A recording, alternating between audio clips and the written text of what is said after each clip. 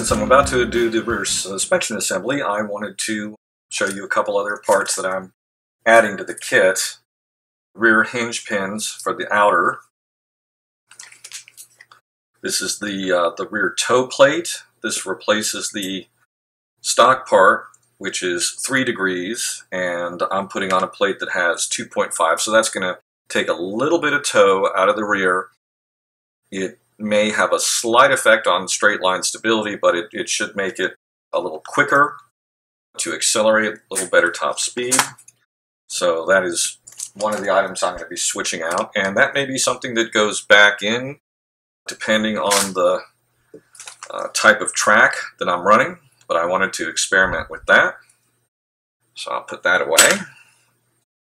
And I'm also, this seems to be a modification that's almost universally done by all of the team drivers, is to replace the plastic rear camper block with the aluminum. It's certainly stronger. It's going to provide better mounting for the various parts, and it adds a little bit of weight to the rear, which is something that most people seem to be doing. And lastly, the threaded outer hinge pins. Those are going to replace this type of pin here, which, as you can see, has a groove in it, and those use the little snap-in E-clips. This just eliminates E-clips. They're both trinitride coated, so whether you decide to replace these or not is totally up to you. There's no real strength benefit. I just hate dealing with those little E-clips. And as I've mentioned previously, I've been swapping out the plastic spacers for the Team Losi Racing aluminum spacers of the same size.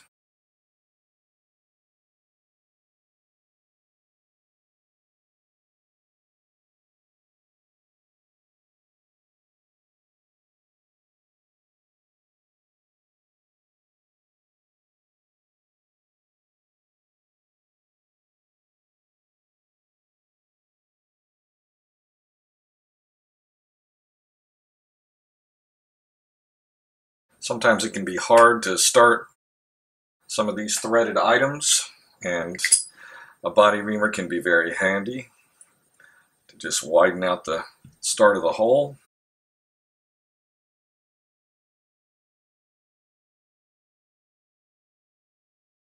When you're doing this, make sure you make a left and a right.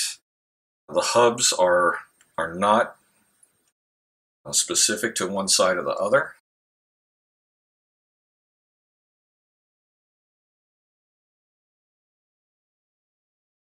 The larger bearing goes on the outside.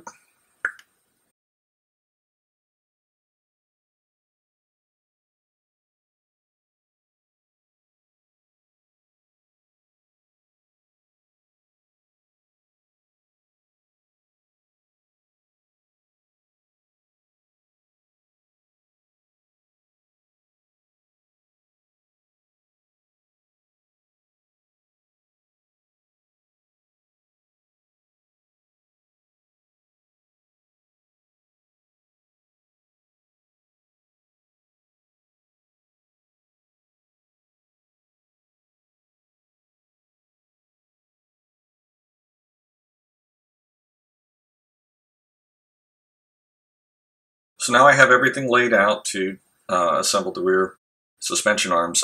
Notice that they are marked left and right. It's a little confusing if you try to just from appearance, because they have forward and rear shock and sway bar mounting points on both sides of the arm. This is for, depending on whether you're assembling this kit as a rear motor or a mid motor, the shocks will mount to different sides of the swing arm. But they do have this swayed back angle, and they are marked left and right. And as you recall, I mentioned that I had a problem with one of the rear drive shafts. Losi is sending a new part out to me, but I'm going to just continue with the assembly videos for the moment without that dog bone in place.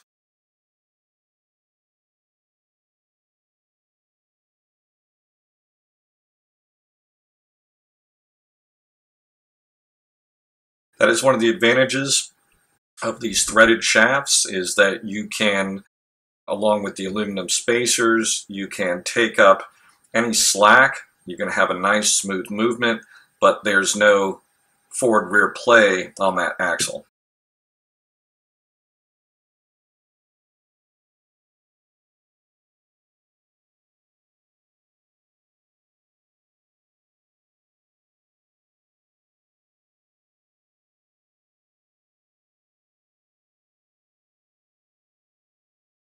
This is that 2.5 millimeter toe plate that I purchased separately, and that is held in place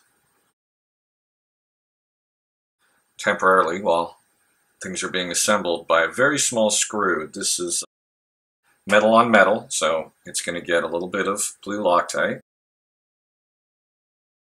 Carefully flip this over while holding that in place and snug that down. Now these two holes here are for the rear transmission mount screws, and I'm going to be putting some spacers here and on the mounting block up there. That raises the transmission 1 millimeter. This is one of the modifications that is highly recommended for all of the 22s.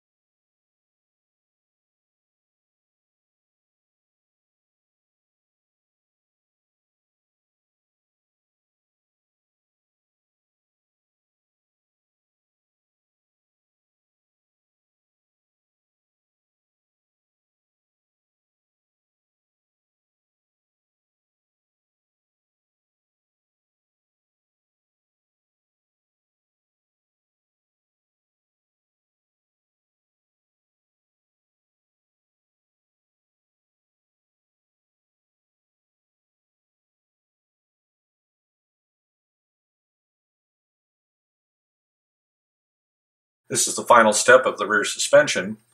I just need to assemble these two turnbuckles, snap them onto the ball studs at the hubs and the rear camber block, and that'll be the end of that. So I'm going to go ahead and assemble these off camera to save time, and I'll snap them on and show you the completed rear suspension.